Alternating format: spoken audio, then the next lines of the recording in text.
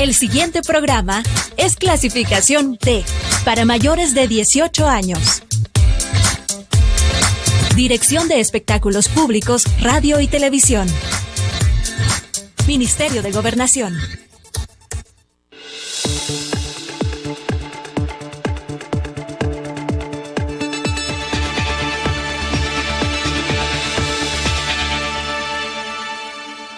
Bienvenidos y bienvenidas a una edición más de Temas y Debates. Les saluda Ricardo Sosa. En esta oportunidad el tema, todo lo que es relacionado a la geopolítica, geoestrategia, seguridad nacional, defensa nacional. Hablaremos un poco de la situación actual del Golfo de Fonseca, la reciente toma de posesión de la primera mujer que asciende a la presidencia en la hermana República de Honduras. Y para ello hemos invitado una voz autorizada, el general en la honrosa situación de retiro, Otto Alejandro Romero Orellana, exministro de la Defensa Nacional, catedrático, profesor militar, un hombre académico, una persona con mucho reconocimiento nacional e internacional por su investigación académica científica. General, es un privilegio contar con usted nuevamente en este programa. Recuerdo que cuando iniciamos esta producción, usted fue nuestro segundo invitado, luego del señor ministro de la Defensa Nacional en el año 2019. Qué bueno saludarle y reencontrarnos. Cómo no, muchas gracias, licenciado. Para mí siempre es un gusto visitarlo en este foro tan bueno que tiene usted. Lamentablemente en pandemia todavía, ¿verdad? Y tendríamos que mantenernos la mascarilla, con lo que nos gustaría quitárnosla, pero vamos a tratar de mantener todas estas medidas tan importantes para la salud. A mí me gusta su foro porque, pues, aparte de todos los demás foros que yo veo que siguen vivos en el país, la característica que tiene el suyo es que, presidida por usted, tiene un nivel académico y científico muy valioso, dado que es usted un investigador que se basa en muchas estadísticas y eso tiende a que las conclusiones y lo que usted manifiesta sean de mucha utilidad para el país, porque se basan precisamente en el método de investigación científica. A mí me gusta seguir lo que usted plantea en particular y me siento muy honrado en que nos llame a ver cómo le aportamos un poco más al devenir de nuestro país en materia de seguridad en términos generales. General, usted es un hombre muy asiduo lector, investigador de nuestra historia en diferentes disciplinas multi e interdisciplinarias. ¿Qué opinión le merece la llegada de la pandemia del COVID-19? Esto es algo que nuestras generaciones no lo habíamos vivido en esta dimensión. De la lectura a la práctica hay mucha diferencia. Sí, bueno, puede usted tomar conclusiones sobre la base de lo que de verdad se ha comprobado en el ámbito internacional desde el 2019 para allá, y también puede hacer unas conclusiones basadas en la experiencia, en lo que son las relaciones internacionales, en la política del poder internacional, y ambas serían buenas de que la sociedad las vea, las escuche. Hay que ser claro que todo lo que se ha investigado desde que la pandemia comenzó a principios del 2020, finales del 2019, ha sido basado en hechos concretos. Se han investigado sus orígenes en China, y aunque algunas cabezas muy privilegiadas creen que fue una pandemia provocada con diferentes fines de carácter estratégico, es difícil a esta altura todavía tener una certeza, dado que las mismas Naciones Unidas y los mismos Estados Unidos han sacado conclusión parcial, aún parcial, de que la pandemia no fue provocada, de manera intencional me refiero. Porque las pandemias de alguna manera son pandemias que no hay forma de que la guerra química las incluya, quiero decir la guerra biológica las incluya o no, en su quehacer, porque es difícil en la política nacional e internacional actual establecer que alguien se vaya a atrever a difundir un virus de esta magnitud, como se ha hecho en otras ocasiones, algunos virus en Japón, como se hizo en el metro y en otras partes, o como se hizo el uso de gas pimienta o gas venenoso en las primeras y segundas guerras mundiales. Esta pandemia, a mi juicio, debemos de darle seguimiento estricto sin alterar la realidad de los hechos, y hoy por hoy, como repito, a mi juicio, y basado en lo que he visto de la investigación internacional, no tiene características de que sea provocada de manera intencional, a pesar de que si usted se pone a investigar y buscarle indicios, pudiese ser que usted llegue a la conclusión, no basada en hechos, de que puede tener alguna sustentación. General, hemos escuchado durante las últimas semanas en diferentes medios de comunicación que muchos analistas hacen mención de la palabra geopolítica. Sí. Y algunos de estos conceptos están muy alejados de lo que es toda la etimología, la referencia técnica académica, y decidimos invitarlo para que ilustre con toda su experiencia y su conocimiento a los televidentes y cibernautas. ¿A qué nos referimos cuando hablamos de geopolítica? ¿Cómo no? Bueno, mire, usted muy bien lo señala, es un tema académico muy bueno. Lamentablemente nuestras universidades lo han empezado a dar más o menos ahí por mediados de la década de los 90, ya la Matías Delgado ya la daba, y la Universidad Nacional también ya recibe algunas conferencias de geopolítica. Yo he tenido algunos compañeros que han ido a impartirlas. En realidad, en El Salvador, quizá quienes la estudiamos más somos los militares, porque en el curso de comando y Estado Mayor, que es, digamos, la maestría de los perdone, voy a apagar esto, que es la maestría, digamos, de los militares para graduarnos, se incluye en el pensum académico. Y entonces eso hace que nosotros sí tengamos, digamos, un análisis más pormenorizado de estos aspectos de la ciencia, porque nos obligan a estudiarla, y obviamente le da a uno luces altas en términos de qué es la geopolítica, la geoestrategia, la estrategia, la política y todo lo que se estudia. Y en términos genéricos, digamos que la geopolítica es, como se define muchas veces en los libros, una ciencia que busca cómo conseguir los objetivos de un Estado basado en la interrelación que tiene la población, el territorio y un gobierno soberano. Este es un contexto genérico y completo y cómo se define. Obviamente la geopolítica tiene varias definiciones, pero los clásicos de principios del siglo XX, Hegel, más bien dicho, y los estudiosos, incluso el general Pinochet, que es un estudioso de la geopolítica también, lo ponía en esos términos, ¿verdad? Se requiere un gobierno que sea soberano para ver cómo se interrelaciona la sociedad con su calidad poblacional y el territorio con sus recursos a explotar para definir cuáles son los objetivos concretos de un país. Y a eso usted le tiene que poner a la par la geoestrategia, como usted muy bien sabe, que como muy bien la palabra lo dice, son aspectos de grandes espacios en el mundo e incluso fuera del espacio terrestre. Luego, si usted define puntualmente la geopolítica y la estrategia, tiene que saber que la geopolítica se va buscando los objetivos factibles de un país y la geoestrategia le va poniendo el modo de cómo llegar a ellos con recursos en la mano.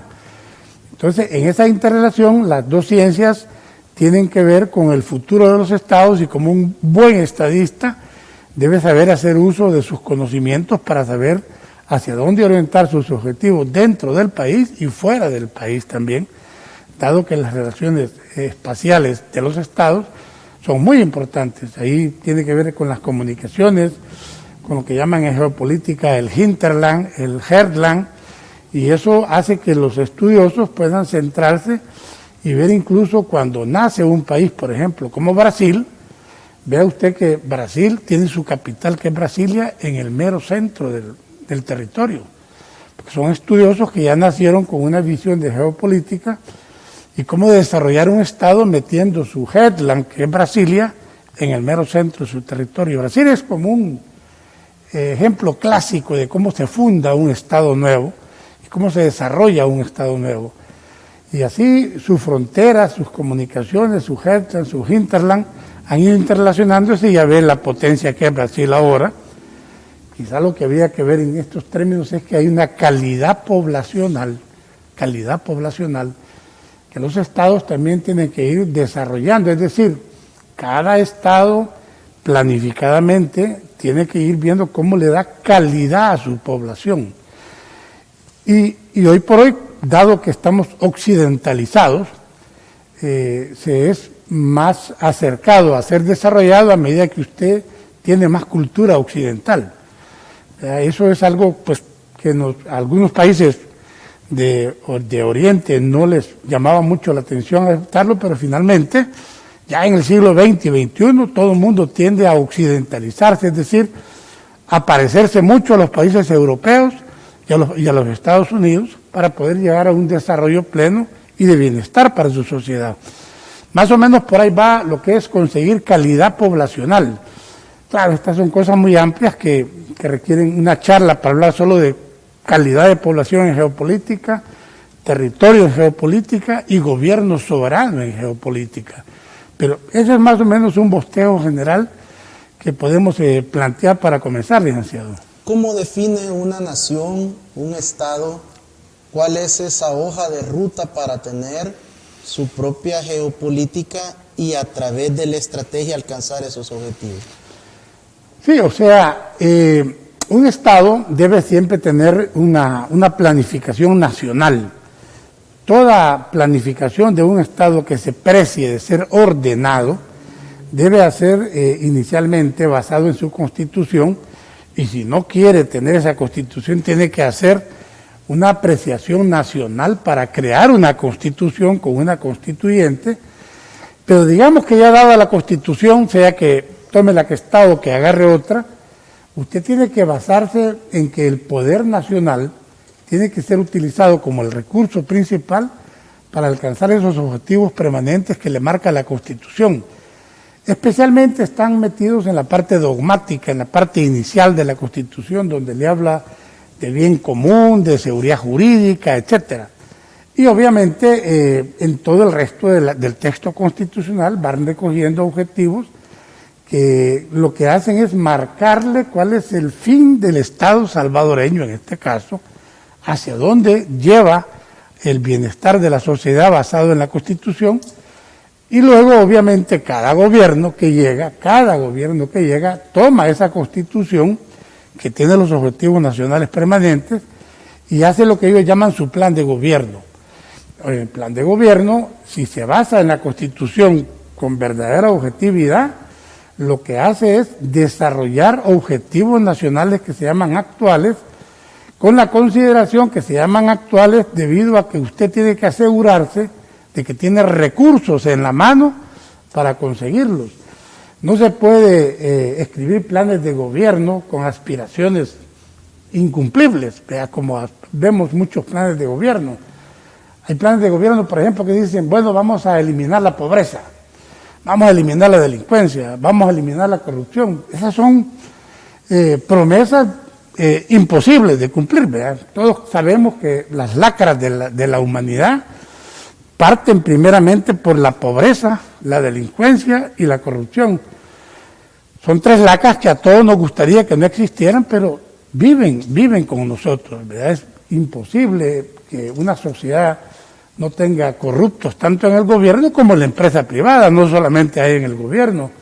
Igualmente es imposible que no tenga delincuencia, por mucho que sea eficiente el sistema de seguridad. E igualmente es imposible que no tenga pobres. Los pobres son parte de los problemas que tenemos los gobiernos para ver cómo desarrollamos un nivel de bienestar generalizado que alcance a la gran mayoría de que se pueda. Hay países que se precian de tener un nivel de vida muy bueno y muy pocos pobres, pero tienen pobres aún así. Entonces, repito, licenciado, la Constitución es producto de una apreciación nacional, que estimamos que los constituyentes saben hacerla, saben ver a dónde debe ir el Estado para que todos vivamos bien, y luego los gobiernos que llegan en turno durante 5 años en el país, en particular El Salvador, tienen que ver qué recursos de verdad tienen, es decir, cuál es su poder nacional para conseguir esos objetivos que le manda la Constitución y escribir pormenorizadamente cómo alcanzar los que ellos pueden en 5 años.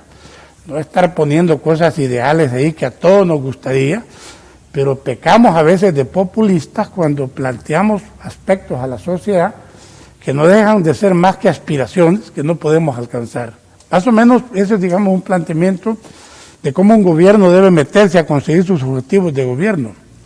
General, hemos escuchado siempre para épocas de elecciones en nuestro país y también de cambios de administraciones en nuestra región o en el mundo, que El Salvador tiene una posición estratégica, que su posición geoestratégica, georreferenciada, puede ser o debería de ser utilizada para poder atraer diferentes beneficios que nos permitan a través del poder nacional alcanzar esos objetivos.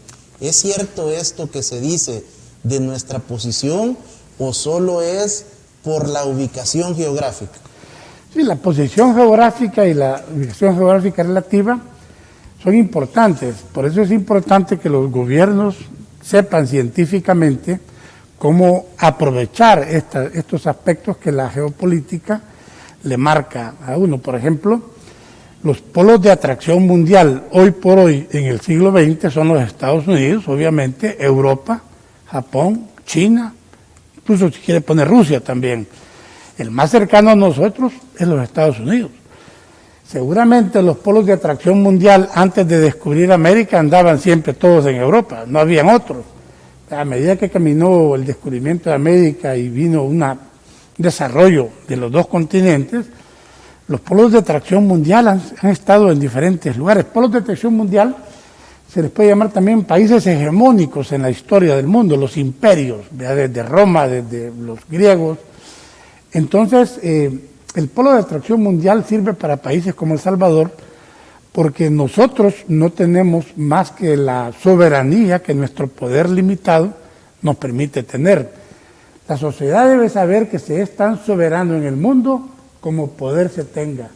Es decir, el poder le marca a usted en el contexto mundial, continental, regional, qué tanta soberanía tiene y cómo lo comparte con sus vecinos, con la comunidad internacional en general.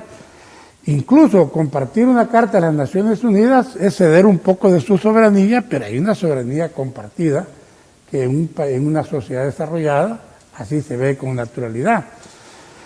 Ahora, ¿cómo se puede un país como El Salvador dar saltos de calidad basado en un gobierno muy visionario? Eso es una habilidad que muy pocos gobernantes tienen, porque es bien fácil, digamos, llegar a un país como Brasil, para decir algo, y tener tanta abundancia de recursos, o Argentina, con tanta abundancia de recursos, entonces usted puede jugar con una gran cantidad de variables en el término de la geoestrategia y la geopolítica.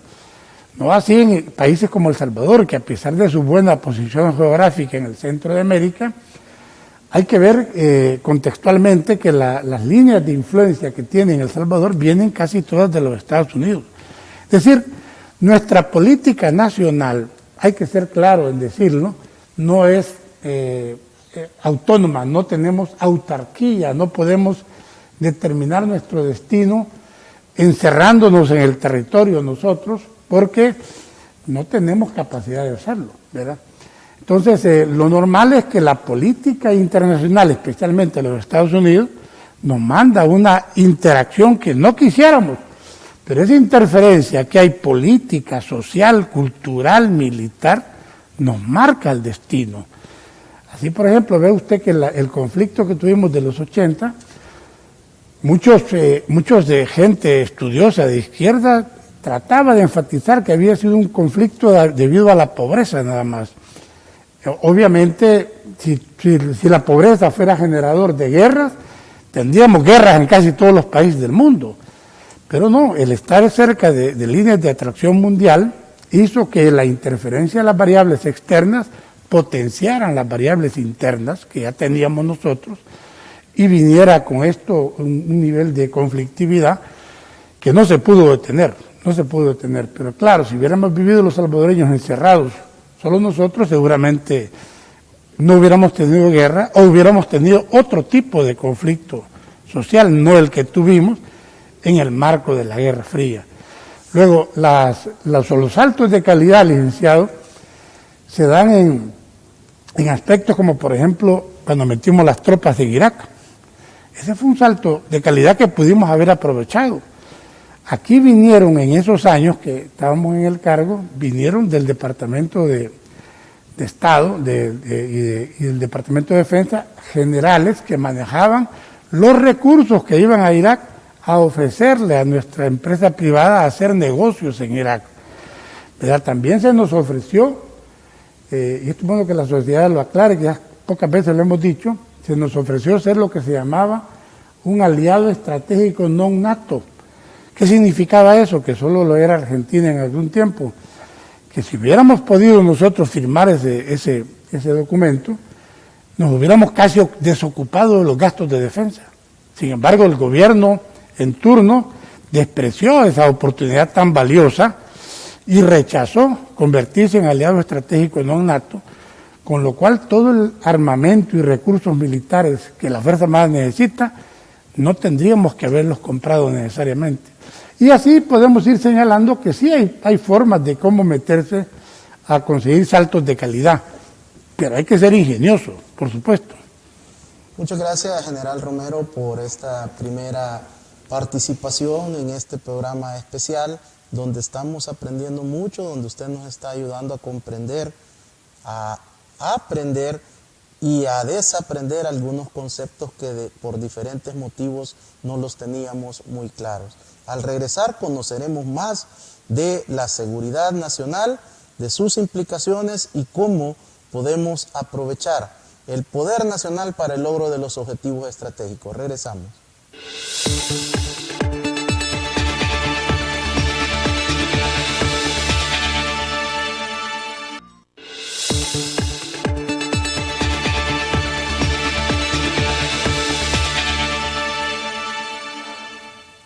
Gracias por continuar en nuestra sintonía. En esta oportunidad, el general en la honrosa situación de retiro, Otto Romero Orellana, exministro de la Defensa Nacional.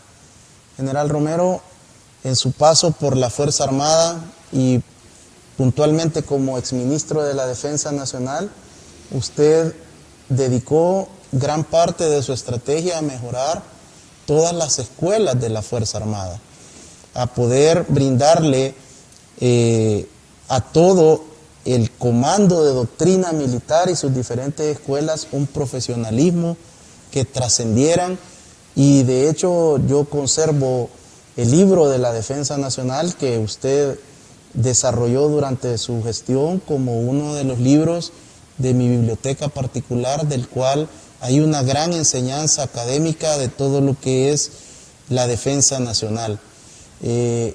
¿Cómo podemos definir la defensa nacional y orientar a los televidentes que hay muy poca información sobre lo que es la vida militar y la defensa nacional? ¿Cómo no? Bueno, el libro de la Defensa Nacional del año 2006 precisamente se orientó para eso. La defensa nacional como tal tiene que entenderse que pasa primero por que si usted quiere crear una cultura de defensa nacional, debe educar para la defensa nacional. Obviamente las sociedades tienen sistemas que funcionan de manera formal o de manera informal. Lo deseable sería que el sistema de defensa nacional y el sistema de seguridad nacional, que incluye el de defensa nacional, el de seguridad pública y el de las emergencias ante desastres, lo deseable sería que estos sistemas funcionaran de manera ordenada. Pero al no ordenarlos, el gobierno siempre funcionan, pero de manera desordenada. Quizás no hay que llamarle desordenada, sino que digamos de una manera no sistematizada completamente, entendiéndose por sistema el hecho de que usted le dice a una serie de recursos o elementos cómo doctrinariamente deben funcionar para alcanzar los objetivos. Digamos que esa es una forma de decir que algo es sistemático. Cuando hablamos de defensa nacional, eso es lo que se pretende. Establecer a dónde llevar el país en términos de defensa nacional, que incluye la parte militar, y ojo con la sociedad. Muchos creen que la política militar y la política de defensa son iguales. No es así. El sistema de defensa nacional, que tiene su política de defensa, tiene una interacción con lo que se llama la política militar en un aspecto nada más, que se llama soberanía e integridad territorial. Pero la política de defensa, y eso lo hace la Fuerza Armada, obviamente, pero también lo hace el Ministerio de Exteriores, el Ministerio de Gobernación, el Ministerio de Hacienda, todos aquellos que manejan recursos del Estado, es decir, las partes del poder, que deben interactuar para que algún día, Dios no lo quiera, se tenga que ejecutar la defensa nacional. Por su parte, la política militar, esa está enmarcada en este país en el 212 de la Constitución. Ahí le dice a la Fuerza Armada todo lo que debe hacer. Dentro del 212 le pone con prioridad, por supuesto, los aspectos relacionados a la defensa nacional. Le dice, mire, su razón de ser, aunque no lo redacta así, pero su razón de ser es la defensa nacional, se lo dice la Fuerza Armada. Entonces, ¿qué significa? Que la Fuerza Armada tiene su misión principal, que es la defensa nacional, pero tiene otras misiones secundarias, llamémoslas así, que son ayudarle, por ejemplo, a la PNC en sus labores de seguridad, ayudar en desastres, ayudar al desarrollo nacional, ir a Irak, ir a otras partes del mundo a ayudar en tareas de seguridad y de paz internacional. Pero la sociedad debe tener claro que las Fuerzas Armadas no nacen para andar apagando incendios ni para andar ayudándole a la carrera a la sociedad cuando viene un terremoto, ¿no? Las Fuerzas Armadas, su razón de ser son la defensa nacional. Existen por eso, ¿verdad? Para la cuestión de la seguridad pública, ahí está la policía. Para eso existe, por supuesto. En la dimensión de la amenaza interna, el presidente, la Constitución le da la potestad de usar a la Fuerza Armada y a otros recursos, a todo lo que quiera, para eliminar la amenaza que significa la delincuencia, la magnitud que la tenemos hoy, especialmente con las maras. Pero es importantísimo que quede claro que la defensa nacional es el meollo de la misión de la Fuerza Armada. Luego, si queremos verlo desde el punto de vista de cómo lo metimos en el libro blanco para que se digiriera por la sociedad nacional e internacional, lo que tratamos de hacer es crearle cultura a la sociedad, educarla. ¿Educarle? ¿Cómo se educa? Bueno, se educa tratando de informarle todos estos aspectos de lo que la Constitución dice, lo que dicen las academias, lo que dicen la tropa en los cuarteles, porque es importantísimo crear lo que se llama esa conciencia de defensa nacional. La conciencia de defensa nacional se alcanza cuando uno tiene la certeza de que la defensa nacional es algo importante. ¿Por qué es importante tener conciencia de defensa nacional? Porque de otra manera no se va a percibir lo que se llama también la voluntad de defensa. Es decir, hay países que evidencian su voluntad de defensa, hay otros países que no lo evidencian, porque no tienen conciencia de defensa nacional. Y tener conciencia y voluntad de defensa implica tener educación y cultura de defensa. De ahí la importancia de ese libro que usted menciona de la defensa nacional, que se llama el libro blanco de la defensa nacional. Hay libros blancos de una gran cantidad de disciplinas en el ámbito de la política del país.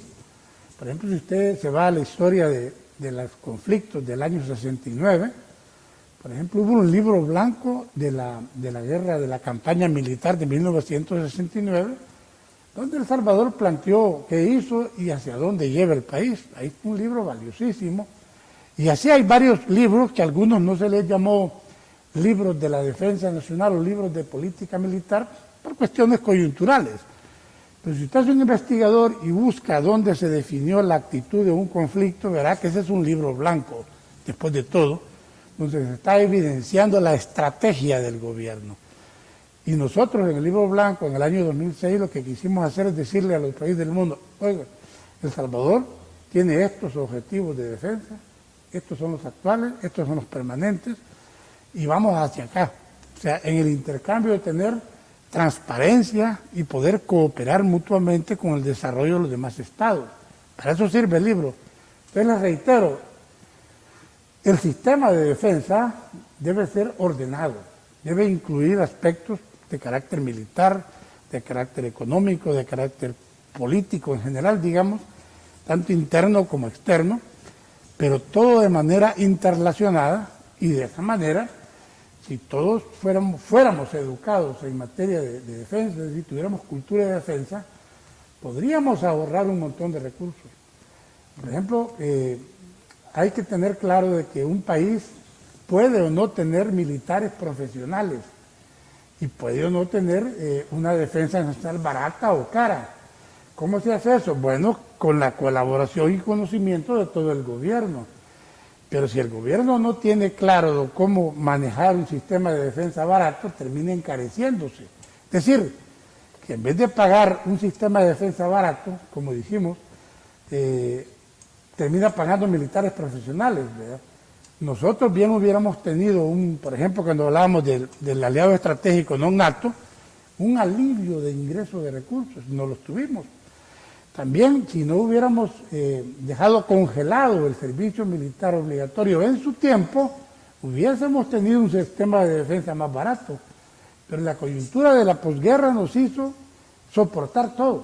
Soportamos cosas que no debimos haber soportado y eso encareció la defensa nacional. Ya a esta altura del año 2022, regresarnos al año 93, 94 es imposible, ¿verdad? Entonces, aquel sistema que teníamos tan fácil de armar, de que íbamos por todo el país organizando las sociedades para que todos tuvieran defensas comunales y todo eso, ya desapareció. Hoy para hacer eso nos costaría muchísimo, pero se lo menciono para que vean que sí hay formas de abaratar el sistema de defensa. Es cuestión de ponerle realidad y disponibilidad de recursos. Ahora, si no hay de otra manera, pues ni modo, tenemos que pagar soldados profesionales, al menos con el salario mínimo, que es lo que tenemos hoy. Cuando en otros países existe lo que se llaman las milicias, que es como nació nuestra Fuerza Armada en los años antes de la colonia. Aquí éramos milicias, no habían soldados, incluso Manuel José Arce, creo que todos saben, nunca pasó por una escuela militar, ¿verdad? Ni mi general Barrios tampoco, son generales producto de las milicias. Entonces las milicias no hay que verlas con un mal ojo, las milicias son precisamente personas que salimos de la sociedad a defender nuestro país, porque los profesionales militares como tales empezaron a salir, las escuelas militares me refiero, empezaron a salir de ahí por el tiempo de Napoleón Bonaparte, y no las hizo Francia, pero las hizo primero Prusia, o sea, los alemanes. Y luego se vinieron difundiendo nuestra escuela militar, la del Salvador, se hizo allá por 1868. Ahí tuvo 4 épocas, entonces de ahí empezaron a ser militares profesionales en El Salvador. Pero los soldados profesionales como tal existen desde la época de los pretorianos de Roma. Eran soldados que vivían de una paga y se dedicaban a ser soldados. Esos son soldados profesionales. Pero hay soldados en el mundo que no son profesionales, son milicias. Viven, por ejemplo, ustedes van a New Hampshire. Yo le podía ir 2 veces a New Hampshire. Y allá en New Hampshire existe lo que se llama la Guardia Nacional. Y usted va, y yo fui a un ejercicio con ellos de artillería al Fuerte Drum, arriba de Nueva York, y me llamó la atención que los soldados, un poquito así, gorditos, así, panzoncitos, cheles de esos gringos que hay ahí en esos lugares, pero así un poco fuera de forma, digámoslo claramente. Entonces me interesé por ver, y era porque eran soldados que trabajaban durante la semana en sus empresas y el fin de semana iban un día a servirle a su país, a entrenarse en artillería. Y durante el interciclo de la universidad o de donde ellos trabajaban los mandaban 15 días de maniobra. Esas son milicias. Esas son milicias y son tan eficientes o no, según se adiestren o no, pero son baratas. Son baratas, es decir, no paga un soldado profesional. Ahora, ¿cómo meter eso en un país como El Salvador? Bueno, hay que estudiarlo, hay que estudiarlo. Si todo requiere planificación, como le decía yo al licenciado, usted puede armar un sistema de defensa sistematizado, o puede no hacerlo, ¿verdad? Y puede que su política de defensa camine a lo que le va dando la velocidad del carro. Pero vea con lo que está haciendo. Se está llenando usted de aspectos en su sistema que puede hacer que con el tiempo usted le llegue a encontrar un montón de defectos, como el hecho de que tiene muy cara la defensa nacional y el presupuesto de defensa y de ayuda a la policía es muy cara. Hay que abaratarlo. Más o menos por ahí va lo que es el libro blanco, licenciado, publicar lo que se hace en materia de defensa para educar a la gente y darle cultura a la gente.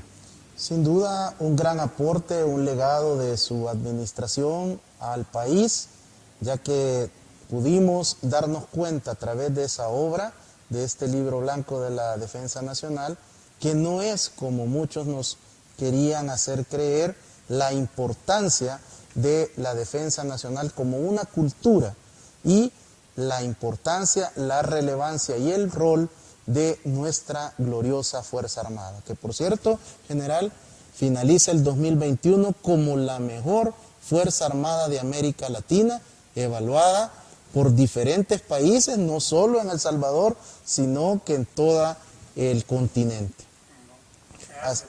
Así quiero que aprovechar sí, para, si me permite, sí, licenciado, para felicitar a todos los veteranos de toda la historia nacional, porque el día de hoy estamos celebrando en El Salvador el Día del Veterano Militar, el Día del Veterano de la Fuerza Armada, que desde el año 2013 se hizo en el 2012 la pieza de correspondencia y se empezó a ejecutar el Día del Veterano el 31 de enero del año 2013.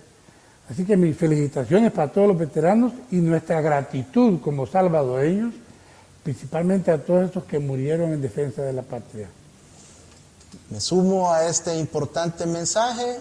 Que Dios les bendiga a todos los veteranos militares. Al regresar, conoceremos cuál es la visión del general Otto Romero con la llegada de la primera mujer a la presidencia de nuestra hermana República de Honduras. Regresamos.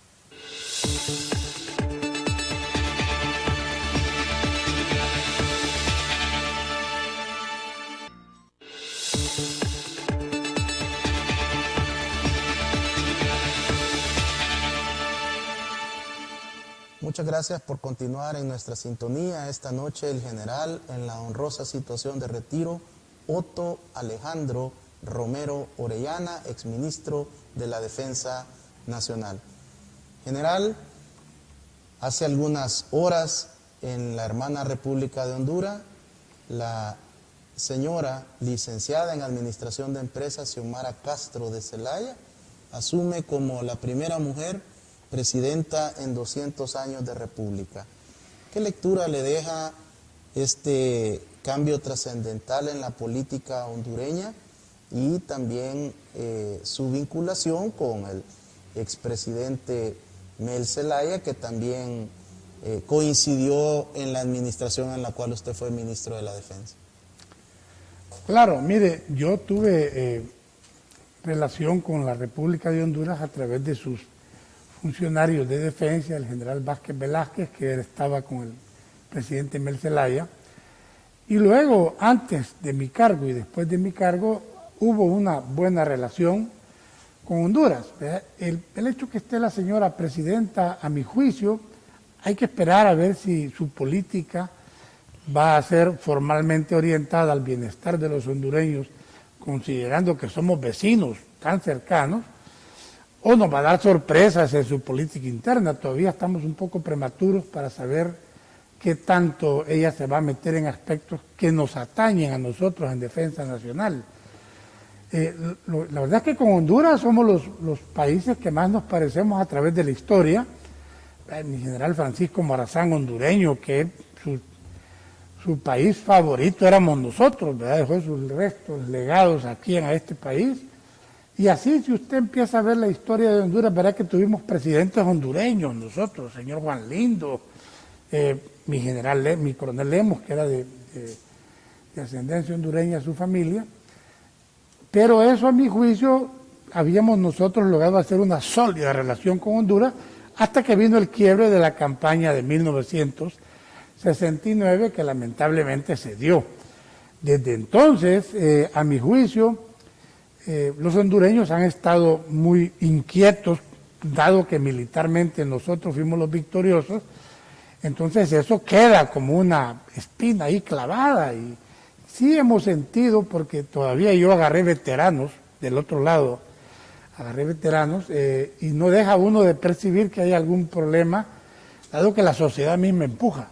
Es lo que hablábamos hace un poco de lo que era la conciencia de defensa nacional y la voluntad de defensa nacional.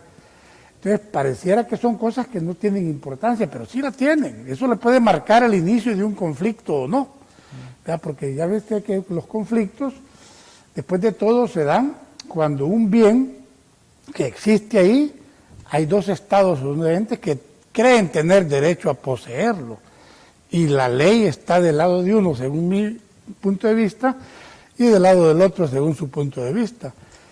Eso es lo que pasa, por ejemplo, con la isla Conejo. Todo el mundo sabe que Conejo siempre fue salvadoreña, todo el mundo. Incluso nosotros hemos grabado programas completos de la historia de la isla Conejo y todo eso. Y usted ve incluso libros de historia de Honduras del siglo XX, donde está bien claro la geografía de Centroamérica. Ellos mismos ponen que Conejo es salvadoreña. Ahora, lo que pasó fue que en el año 83, aquí estábamos en guerra, y la gente menosprecia lo que es una guerra interna, pero miren, nosotros perdimos 10,000 hombres, compañeros de armas metidos en esa guerra, ¿verdad? Y se lo menciono porque en el año 83 estábamos en la parte más difícil de la guerra. La guerra de El Salvador, la parte más difícil fue, digamos, del 80 al 85, digamos, casi 86. Ahí pudimos haber caído como en la órbita del comunismo internacional, y gracias a nuestros grandes soldados no caímos, pero nos mataron un montón de gente. En el 83 fue el centro justo de esa época tan difícil. Nos mataban 50 soldados diarios, 25 soldados diarios. ¿Cree usted que vamos a tener tiempo del comandante de la Unión de ver que la isla Conejo no tenía soldados custodiándola? Por supuesto que no. Eso fue lo que pasó, que los hondureños aprovecharon que en el 83 no había nadie en la isla Conejo cuidándola y se metieron.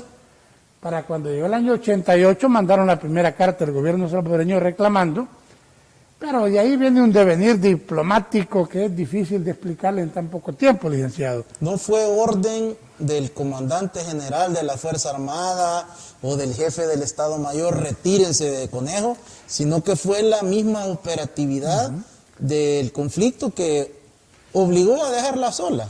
Impidió, digamos que no habían usualmente las Fuerzas Armadas en sus islas del Golfo, en Zacatillo, ¿cómo se llama?, en Mianguera, en Mianguerita, no teníamos tropas. Había un puesto, digamos, casi siempre en Mianguera, de la Marina. Pero en las demás islas, en Martín Pérez, pues, jamás ha habido, hasta hace poco hubo un par de soldados. Son islas paradisíacas que hayan estado siempre, no sé, alguna vez las ha visto usted. Sí. Pero ir a Martín Pérez es un paraíso, ¿verdad? La sociedad debería de conocer eso en un tour tan bonito como es Martín Pérez. Yo lo menciono porque no teníamos tropas cuidando.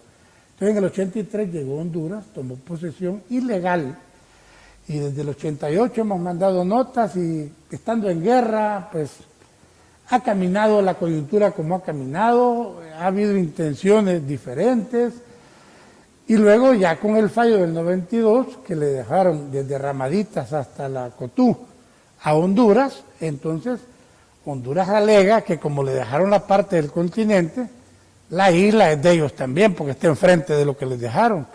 Pero eso no es cierto. los fallos de la Haya no dijeron también quédese con la isla. La isla es salvadoreña.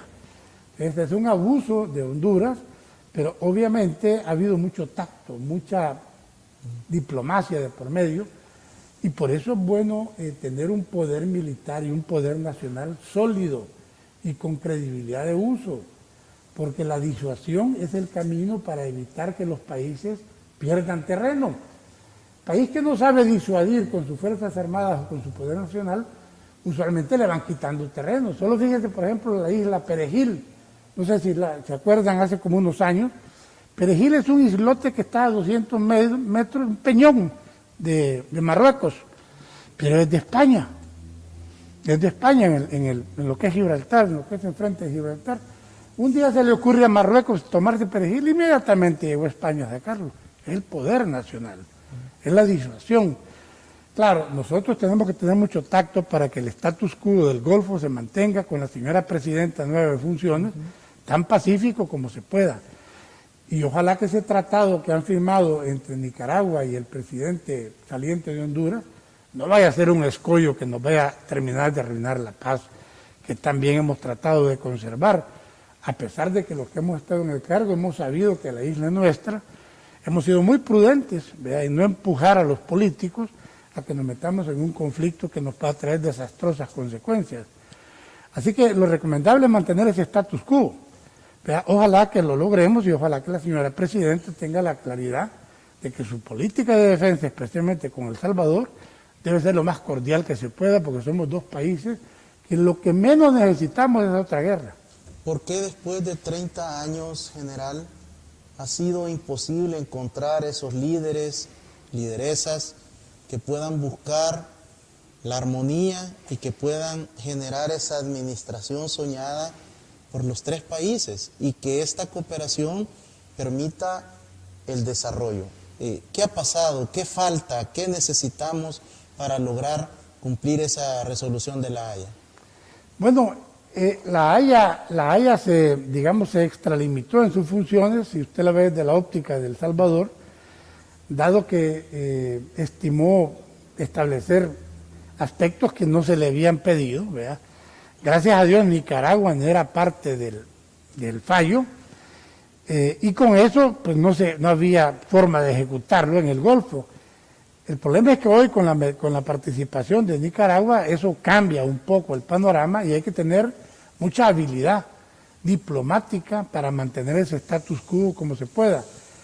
Ahí, francamente, hay una situación que a ninguno de los países nos conviene crear un conflicto, mucho menos un conflicto armado, ¿verdad? Estamos tratando, desde que yo tengo conciencia del problema, de que ese status quo se mantenga, a pesar de que perdimos la parte de los territorios que se llamaban por algunas personas los bolsones famosos, pero eso eran territorios en disputa, eran realmente salvadoreños, pero los perdimos por falta de habilidad diplomática de nuestro personal, hay que reconocerlo.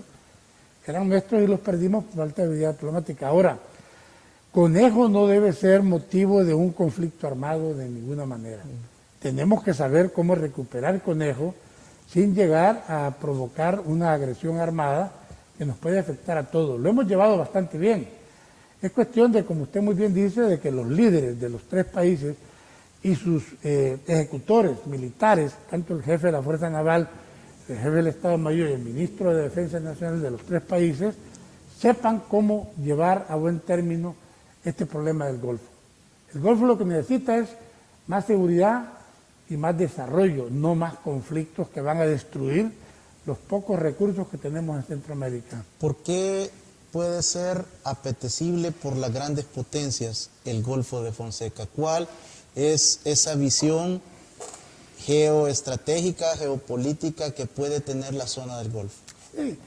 Yo creo que una de las razones por las cuales Centroamérica en general y el Golfo en particular es apetecido es por la comunicación de los dos océanos.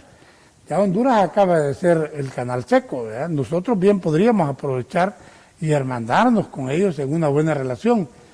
También creo que hasta hace algunos años, usted habrá escuchado que los chinos estuvieron tratando de abrir el viejo canal sobre los grandes lagos de Nicaragua, que desde los tiempos del señor Vanderbilt, aquel famoso estadounidense que trató de conseguir ese canal y no lo pudo hacer, y que terminó con el filibustero William Walker en Nicaragua y nos fuimos a la guerra.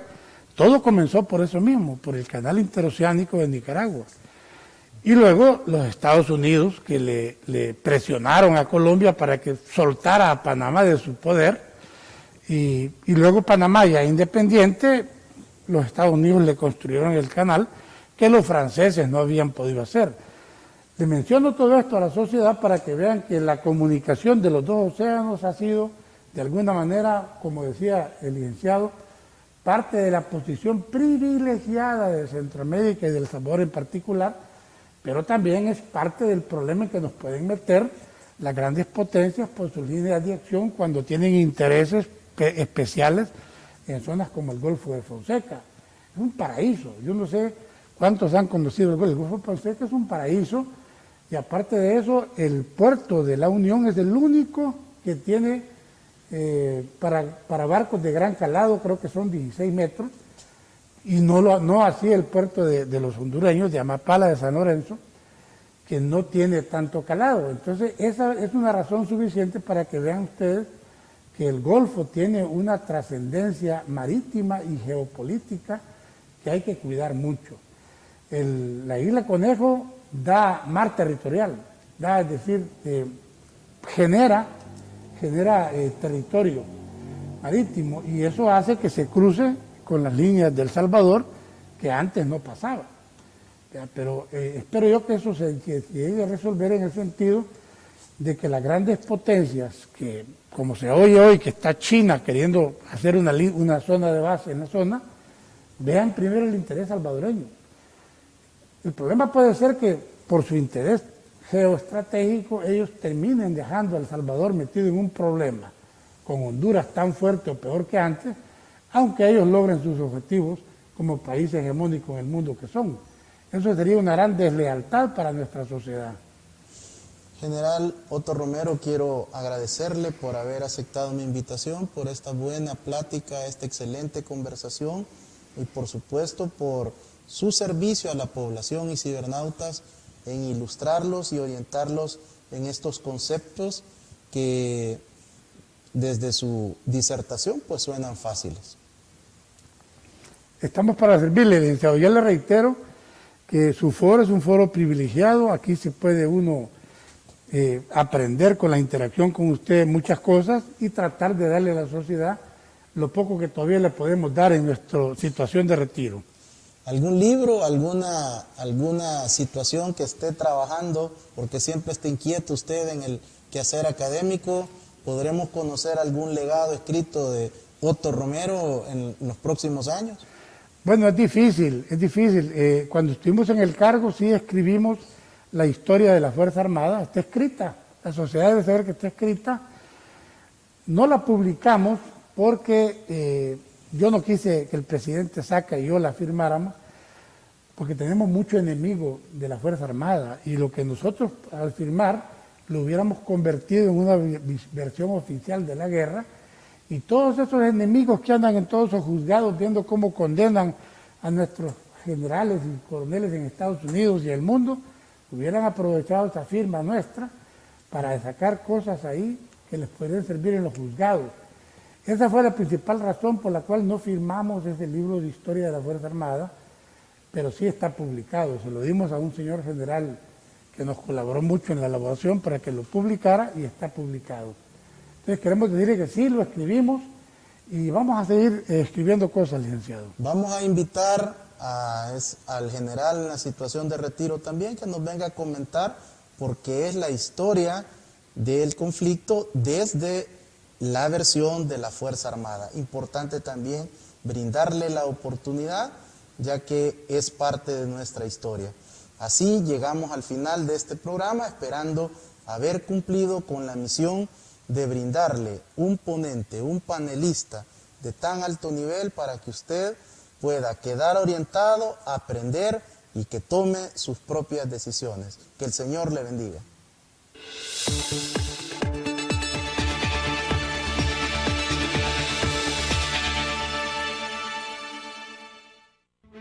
Los conceptos vertidos en el programa anterior son responsabilidad directa de quien los emitió. En ningún momento representan la línea editorial de esta estación televisora.